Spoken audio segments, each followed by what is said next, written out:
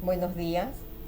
Agradezco al doctor Jorge Rodríguez por la invitación a ser parte de la conmemoración del Día Mundial de la Diabetes y espero contribuir en algo al conocimiento de una de las complicaciones más frecuentes de la diabetes, como es la nefropatía diabética.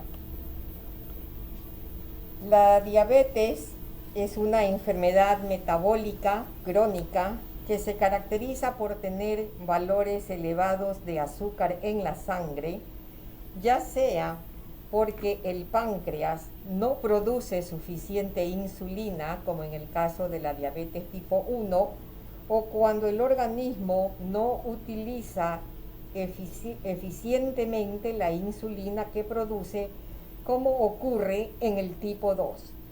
El resultado es el aumento del azúcar en la sangre, lo que se conoce con el nombre de hiperglicemia. En el mundo hay más de 463 millones de personas con diabetes. Según cifras del Ministerio de Salud Pública, en el Ecuador se registra cada año alrededor de 37.000 nuevos casos de diabetes. De este número, el 98% corresponden a la diabetes tipo 2, relacionadas con el sobrepeso, obesidad y la actividad física. Y es que el modo de vida actual, con los avances de la tecnología, mecanización del trabajo, el ritmo acelerado de vida, la falta de tiempo, han llevado a un aumento en el consumo de comida rápida con elevado aporte calórico y al sedentarismo. La Organización Mundial de la Salud calcula que 4 millones de personas mueren cada año producto de la diabetes en todo el mundo. En el Ecuador, las cifras del Instituto de Estadísticas y Censos, el INEC, dicen que 50.000 personas han fallecido a causa de esta enfermedad los últimos 10 años, lo que la coloca como segunda causa de muerte detrás de las enfermedades isquémicas del corazón. Como ustedes ven en este gráfico, la diabetes mellitus corresponde a 4.693 casos, segundo a las enfermedades isquémicas del corazón. Bueno, la diabetes es una enfermedad que puede llegar a tener complicaciones tanto agudas como crónicas. Las agudas no las vamos a tratar. Revisemos un poco las complicaciones crónicas, que de acuerdo al tamaño de los vasos que afecta, se dividen en microvasculares, si afectan vasos pequeños, o macrovasculares, si afectan vasos de mayor calibre. Las complicaciones macrovasculares son las que afectan a las arterias en general, que es un equivalente a la arteriosclerosis, produciendo enfermedad cerebrovascular, enfermedad coronaria, enfermedad vascular periférica, es decir, la insuficiencia circulatoria en los miembros inferiores. Entre las complicaciones microvasculares tenemos la retinopatía, neuropatía, nefropatía diabética y el pie diabético, que aparecería como consecuencia de la neuropatía y o por afectación vascular de origen macroangiopático. En esta charla trataremos de conocer un poco el daño de la diabetes sobre el riñón. Pero antes vamos a conocer algo de los riñones, pues ustedes saben, están situados en la parte posterior del abdomen, a la derecha e izquierda de la columna vertebral, en las fosas lumbares. En general miden de 10 a 12 centímetros de largo por 5 o 7 centímetros de ancho. Pesan en promedio 140 gramos en el hombre y 125 gramos en la mujer. Las funciones de los riñones son múltiples, entre ellas podemos destacar la eliminación de los productos de desecho proveniente de lo que comemos, el control del volumen y composición de los líquidos corporales y a través de la orina, regulación de la presión arterial. Regulación del equilibrio ácido básico. Los riñones eliminan el ácido que producen las células del cuerpo y mantiene un equilibrio saludable de agua, sales y minerales en la sangre. También tiene funciones endócrinas como la producción de eritropoyetina, hormona necesaria para la producción de glóbulos rojos. También tenemos la vitamina D activa que interviene en el metabolismo de los huesos y también hormonas vasoactivas como la renina que ayudan a regular la presión arterial.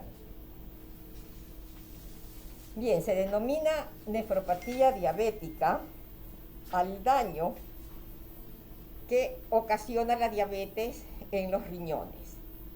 Y es importante indicar que esta nefropatía diabética comienza a ocurrir mucho antes de que aparezcan los síntomas.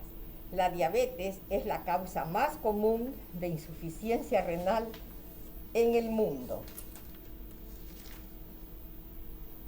35-45% de diabéticos tipo 1 y 20% de diabéticos tipo 2 tendrán nefropatía diabética al cabo de 10 años.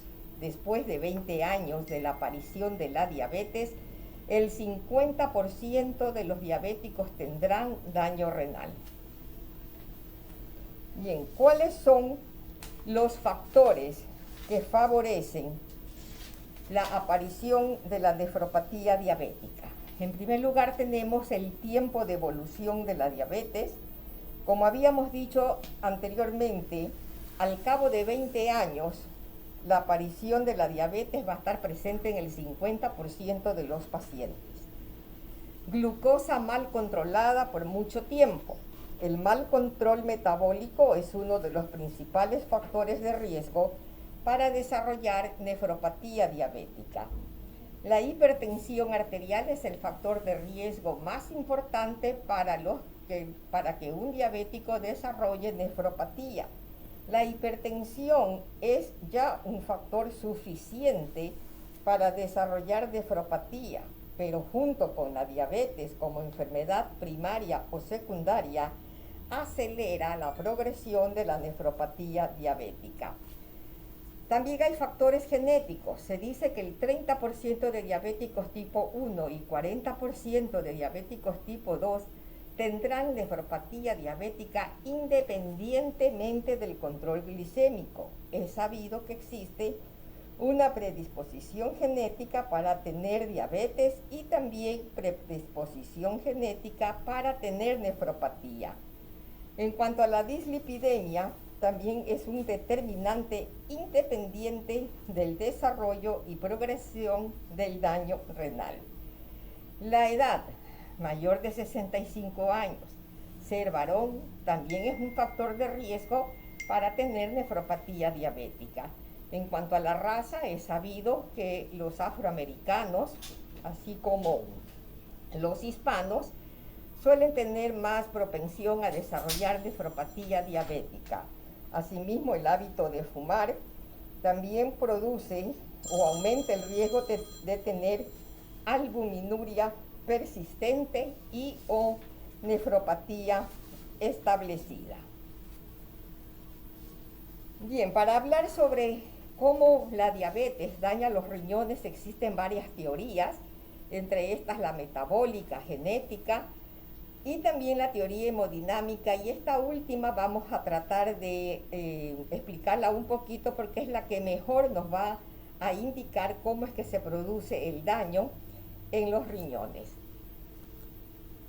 El riñón posee alrededor de 1 millón de estructuras microscópicas denominadas nefronas, que son las que realizan la función primaria de los riñones, regulan la concentración de agua y otras sustancias del cuerpo, filtran la sangre, reabsorben lo que el cuerpo necesita y excretan el resto en forma de orina.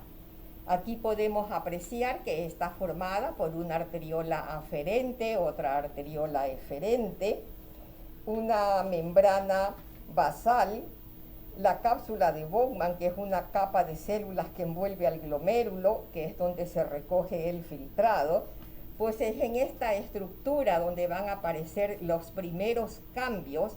Se produce una dilatación de la arteriola aferente, un estrechamiento de la arteriola eferente, aumento progresivo de matriz, aumento progresivo de células mesangiales. Todo esto van a alterar la membrana basal, y la restricción proteica que hay cuando el riñón está sano, pues acá se pierde y comienza a aparecer proteinuria, producto de un excesivo aporte de glucosa al riñón, lo que va a traducirse en varios fenómenos como el de la hiperfiltración, hipertrofia del glomérulo, hipertrofia de células mesangiales y por último la alteración de la membrana de filtración. Estos cambios explican la historia natural de la nefropatía diabética, como es la microalbuminuria, que aparece al cabo de 5 o 10 años de que comenzó la enfermedad. Se habla de microalbuminuria cuando los valores de albúmina excretados en las 24 horas no superan los 300 miligramos. Pero para que esto aparezca, quiere decir que ya el daño comenzó muchos años antes. Y cuando ya hablamos de microalbuminuria, ya estamos hablando de una nefropatía diabética o insuficiencia renal crónica moderada.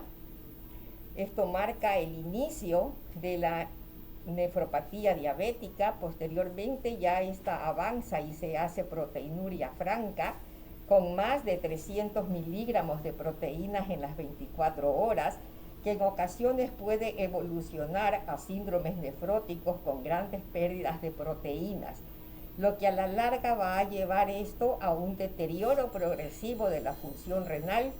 Y como lo habíamos dicho al inicio, la nefropatía diabética es una de las más frecuentes causas de entrar a los tratamientos de sustitución renal como diálisis peritoneal o hemodiálisis. Bien, ¿cómo hacemos la prevención y el tratamiento de la nefropatía diabética? Debe haber un manejo integral de las complicaciones, tanto macro como microvasculares. Los objetivos del tratamiento son disminuir la mortalidad, disminuir la velocidad de progresión de la nefropatía diabética, con un estricto control glicémico, que esto va a prevenir el desarrollo de la microalbuminuria. La meta es mantener al paciente con cifras de entre 70 y 110 miligramos de glicemia, con niveles de hemoglobina glicosilada A1C menor a 7. El control de la presión arterial retrasa la progresión de la nefropatía, pospone la insuficiencia renal y mejora la supervivencia. Se recomienda mantener cifras de presión sistólica menor de 130 y diastólicas menor de 85 milímetros de mercurio. Restricción de las proteínas mejora la hemodinámica renal, alivia los síntomas de la uremia, retrasa la necesidad de diálisis y se recomienda dietas de 0,8 máximo a 1 gramo por kilo por peso por día. En cuanto a los hipolipemiantes, las metas es tener un colesterol HDL mayor de 45 en mujeres y mayor de 55 en varones, colesterol de baja densidad LDL menos de 100 miligramos, triglicéridos menores a 150. El tratamiento con estatinas no solo disminuye los niveles de lípidos, sino que mejora por sí el daño renal. Dejar de fumar. La tasa de excreción de albúmina es de 2.8 veces mayor en los fumadores. Además, mejora el riego sanguíneo de las extremidades inferiores con lo que podemos prevenir también la aparición de pie diabético. Cuando ya el paciente ha llegado pues, a la etapa de insuficiencia renal crónica terminal, tenemos los tratamientos de terapia de reemplazo renal como hemodiálisis, diálisis peritoneal y en último caso el trasplante renal. Como vemos, la diabetes es una enfermedad que genera mayor discapacidad y mortalidad en el mundo, debido a que la mayoría de los pacientes tendrán tarde o temprano complicaciones de la enfermedad, lo que causa gran repercusión económica en todos los servicios de salud. Espero que con esto se conozca un poco más de esta patología y sirva para ayudar a prevenir la diabetes. Agradezco mucho por la invitación a ser parte de este festejo del Día Mundial de la Salud. Muchas gracias y por favor cuídense del COVID, usen mascarillas y mantengan el distanciamiento social. Muchas gracias.